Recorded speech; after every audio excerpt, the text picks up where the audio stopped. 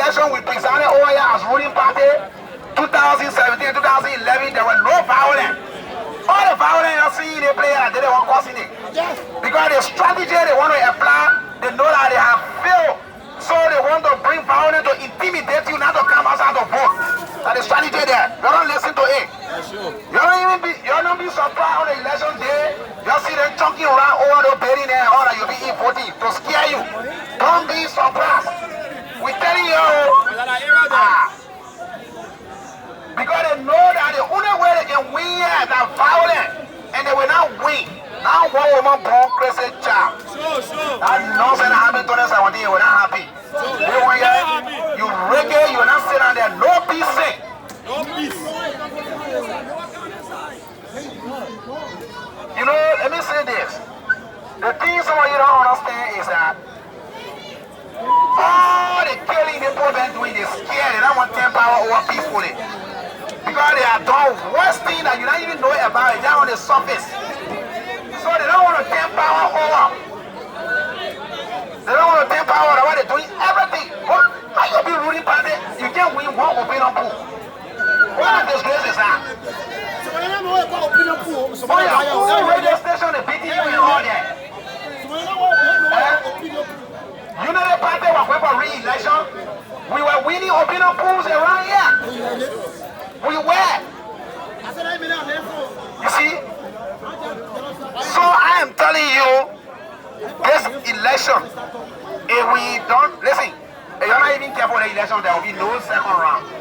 I'm telling you, we might win on the first round. And let me tell you something that you never heard. One radio station in Liberia, I will not call the radio station name. You know the American embassy is sponsoring 2 radio stations in this country. They bought transmitter for them to cover the election. And you don't inform that one, I mean responsible for it. I'm not calling me here. The 2 radio stations, one of them conducted opinion polls last week. United Party got 87, CDC got 26. The United States embassy was listening. They called the presenter of the man that conducted the opinion poll. They said, send that result to us. We want it immediately. We got interest in it. When the man sent the result, they compare it with all other results that they have been getting from other opinion polls across the country. Guess what? I am pleased to announce to you that a very big embassy in a country near the capital, I will not call the embassy name, they announced that Unity Party is 5% away from winning on first round. So meaning we just need to double we get about 5%. So meaning they're telling you that we are in the lead with 45% across the country. So we just need to double out to add about 5% with 50, I mean with probably 1 vote. Then we get 50% plus 1 vote. That's all we need. So this is why those of you that have gathered to this district 8, I think what we're hearing from some of you Unity parties, I want to hear it. No Osacha.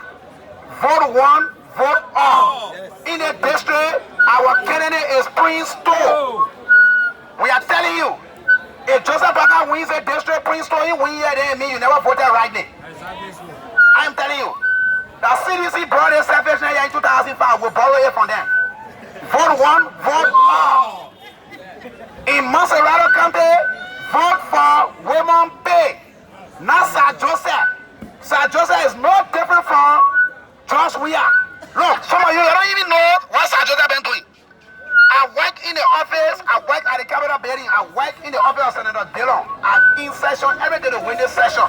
I know what I'm telling you. I'm a serious political man in this country. Except some of you don't listen to radio, you will not know the name of Zowie Gibson. But when you can listen to radio, you will know. Listen, I am telling you today, Sir Joseph is no different from George Weah. Sir Joseph can speak on the floor. Everything in our house there. That so say one, so say all. We don't need that kind of person. Sir Joseph is a BM. I left from here recently. I went to America. That they campaign Benny brought me back, but I'm not supposed to come back. I was in the U.S. state of Colorado just 2 months ago in June. I came from America. The place Sir Joseph can go to bring aid from and lie to the people. I went there. I'm telling you. When he goes, look, you see the yellow buses that he brought? The way you can know that somebody doing well. If you really know that Sir Joseph doing well, you brought those buses. Give those buses to NTA. When you give it to the National Transit Authority, they will know you're doing well. But you can't bring the buses running and reporting to you for your own private transportation and you say you're doing well. Now how they been fooling you? They're not doing well there. Donate the buses to NTA. When you donate it to the National Transit Authority, then we agree. But the buses running, the proceeds going to San Joseph. Moreover, nobody who is not citizen can rent those buses. You pay for the buses, they will not give it to you. I'm telling you. Now look at the thing they meant to you, you said they meant to you well. Those ambulances, why you were using it to fight Ebola. The Liberian government were renting those ambulances from him. It was not free. Just listen to this thing. We were renting it from him. The Liberian government were renting those ambulances from him. You don't give Sir Joseph power yet. And one thing you should understand here is, if you say you're voting for Joseph Baka, then the other people then are on the rescue ticket, your leader. CDC is like a wounded lion right now. When you get in the lion, you don't get the lion halfway. Get the lion one for all. When you allow most of CDC lawmakers to win, any negative, anything you said, any positive thing Joseph Baka say on the floor in our heart, they will fight it. One good thing you can take from CDC, they are very good in opposition. Don't overlook them on that one there. So that's why you make sure most of those are on the rescue ticket, you vote them. You don't say, oh, I got problem with the other person, Unity Party, bro. I got problem with the other person. No, you're not institutional discipline. So, vote one, vote all. Prince Store is our candidate in the district. We don't have any other candidate here besides Prince Store. So I'm telling you, you will vote. If Joseph Baka will get 50% in the district, that seat should be allotted to Prince Store. Then we know you're voting. When you go there, don't get vexed and say you bossing somebody up on a ballot. You do it, an invalid vote. Take your time. Go and mark. You check well in that box. I am telling you. Like the election, Benny, listen, when you're using the ink, when you put your finger in the ink, make sure when you put it in the box, keep it there for a few seconds, let it dry before you fold it. When you don't do it, you fold it, the ink will roll to different place, then you will be able to somebody who voted against themselves on the 11 election. And I'm calling here. I'm calling in. Mr. Zowie, can I hold you there? This is a Liberian TV network. You did mention about district number 8 and the incumbent here, His Honorable Moses Askara Gray. Do you have anything to tell the first-time voter within district number 8 comes October 10, 2023? First of all, thank you very much. I am the Assistant Secretary for Social Welfare Unity Party, and I also a member of the national campaign team of the Unity Party. I want to say to the first-time voters and all 8 lots, district number 8 lots, I want to tell them that Honorable Akaros Moses Gray is just a noise maker. He's not somebody that should be given 3rd term in this district. This is a man who is the chair on the executive from the House of Representatives. If you ask the people of that district, let them show me how many projects have they benefited. Nothing. In their district, this district should have been one of the most developed districts among the 17 political districts of Liberia, of Monrovia County. Honorable Akaros Gray cannot show anything here. I can tell you, instead of electing somebody who will just be on a bourgeoisie level, you must elect somebody who is a downtrodden. Prince Store is a downtrodden masses. He has been here for a very long time. And let me tell you something. One of the most dishonored persons I see in the country, Honorable Akaros Moses Gray. Akaros Gray, during his days in the opposition, when Akaros Gray finished bad mouth in the United Party government, you would think, say, heaven might open that day for you to enter inside. Everything he criticized the United Party government for, his government is doing them quadruple times. Those of you who don't know what quadruple time is, you're doing it 4 times. All right? His government is doing it quadruple times. How many times has he mustered the courage to say that his government should stop? How many times has he rebuked his government? I can tell you, Honorable Akaros Gray must now be elected. I didn't say should, I said must. I'm being imperative here. So come with the next question. So my question was, what is your message to the first-time voter within district number 8? That's why I'm telling the first-time voter, if only you did service in school, first-time voters, the function of a lawmaker, both senator and representative, you got 3 functions: lawmaking, representation, and of course oversight. Now, Honorable Akara's grade had not demonstrated the 3 functions well. Let's come to the oversight. The oversight, for example, right? Government intends to build road in the district. As a lawmaker, you need to ask the Minister of Public Works how long the road will spend here before you see one cracking mark on it and the oversight there. So Akara grade are not being able to do these things. So I'm telling the first-time voter, do not vote Akara Moses Gray. Vote Joseph Yuma Bwaka for president. Vote Honorable Prince To for representative. Yes. That is the message. When it comes to the presidency, here is why, or here are what Honorable Joseph Yuma Bwaka must be the next president. There is a man that comes to the table with 25 years of experience. I always heard people saying the papa and wife for 42 years. I don't know where they got the other year from to make it 42. Joseph Yuma Bwaka has 25 years experience in government. And let me educate you on the 25 years. 12 years as vice president, 13 years as minister of agriculture, also Liberia petroleum refining company managing director, LPMC managing director, that we now call LAGRA, and of course, so these are the places he has worked. Now, if you consist everything, you put all together, they are 25 years in government. And let me tell you his achievements. Many of them have said the old man has not done anything. Let me tell you what the old man has done. When Joe Bwaka was serving as LPMC managing director in the 70s on Wedon around Tobo, 80% of the rice we were eating were being produced here. We were even exporting rice to Guinea, Africa, and Sierra Leone. Joe Bwaka was generating $50 million US to the Liberian economy annually.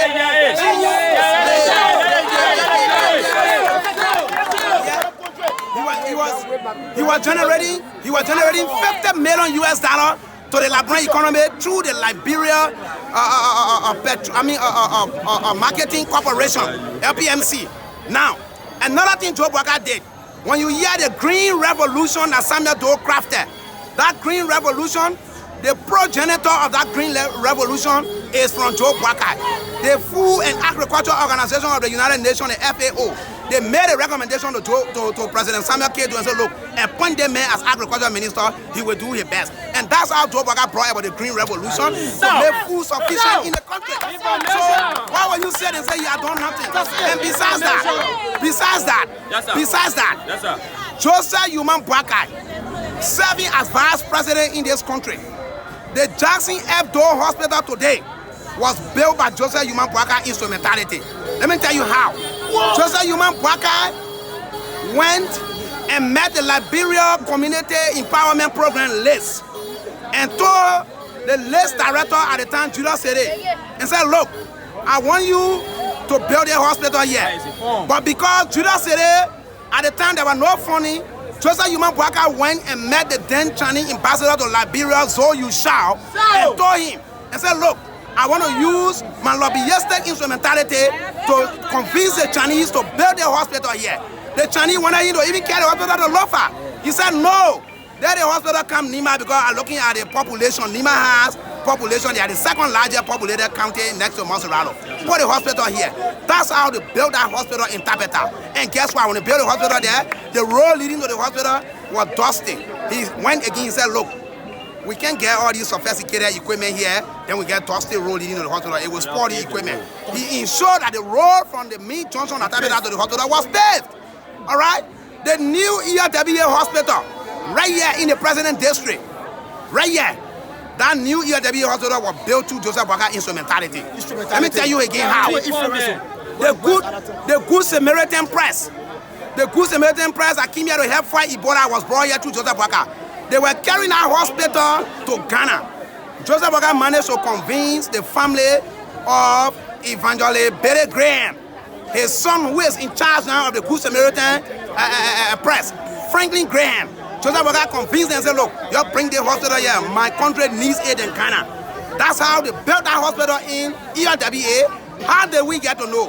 Former President Ellen Johnson said, who did not support Joe Boakai. When she went to dedicate the hospital, she said, and I quote, this could not have been done possible, or this could not have been made possible without the vice president. Now, I am telling you, in fact, since Joseph Boakai came to opposition, since Joseph Boakai came to opposition, you get the information to your fingertips, say yo. Since Joseph Boakai came to opposition, you have heard opposition has done nothing, opposition has done nothing. That's a blatant lie. Charles Taylor would say, and I quote, it's a diabolical lie. Now, let me tell you what Joseph Boakai had done since he came to the opposition. Look, you will be aware, Joseph Boakai traveled to the United States in 2021 November. He met the Arizona State University. He signed a memorandum of understanding with the Arizona State University for the University of Liberia to have student exchange program with them. When he returned, he called Dr. Julius Sawolo Nelson, the current president of the UL, to go so he can turn that program over. They stopped him from going to Joseph Boakai. I said, don't go there. When you go there, the credit will go to him. So today, the University of Liberia has lost that opportunity. Now, he signed an agreement again with the Arizona State University Nelson Bowl for our nurses to also go there for training. What happened? When you call the president of the Nelson Bowl to go there to turn that program over, they stop her and threaten her from going there because her husband is a sedition. They said, don't go there. Besides that, Joseph Boakai had distributed almost 6 ferries to 6 counties. In fact, right between Bon County and Bapolu County, there is another ferry there that people can ride to cross today because of Joseph Boakai. Nathaniel Mangiel are even raiding that ferry to go to Yehu. If you went to Riverside County, Joseph Boakai distributed a ferry. In fact, before that ferry went there, the children used to ride the canoes. In Liberia, we say kino, but it's canoes, right? Yes. The children of Liberia used to ride the canoe, the school-going children. The canoe will capsize, and then some of them will get drowned. He hiked the old man because he's a man that believes in humanity. What did he do? He donated a ferry that can cross 2 SUV vehicles to the people of Riverside. The people of Riverside generated $35 million Liberian dollars as a result of that ferry because people, you will pay some $50, $20 to cross. They generated $35 million Liberian dollars. The king and brought that money to him when he was dedicating Grand Bassa on the ferry last year in Grand Bassa County. What did he do? He told them, you take the money to the ferry. Riverside, I don't need it. The ferry for y'all. So, what I'm telling you, if I stay here to tell you what Joseph Boakai had done, even today, he has educated 80 Liberians, 50 at the level of BSc, 30 at the level of master's degree. In fact, the regional director for NASCOP, who is assigned Buchanan, Salonto Montgomery, CDC former deputy secretary for the youth congress, who they whipped one time. They say he might lie on himself that he raped. They even talk. They even talk.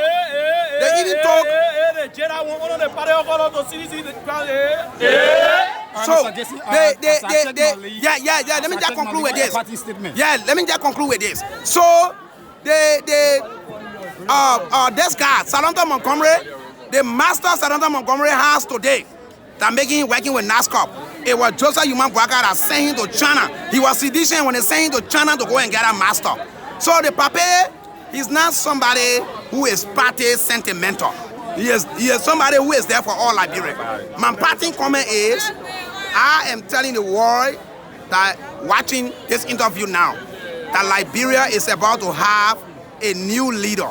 And this leader will carry Liberia back to pre-war status. And then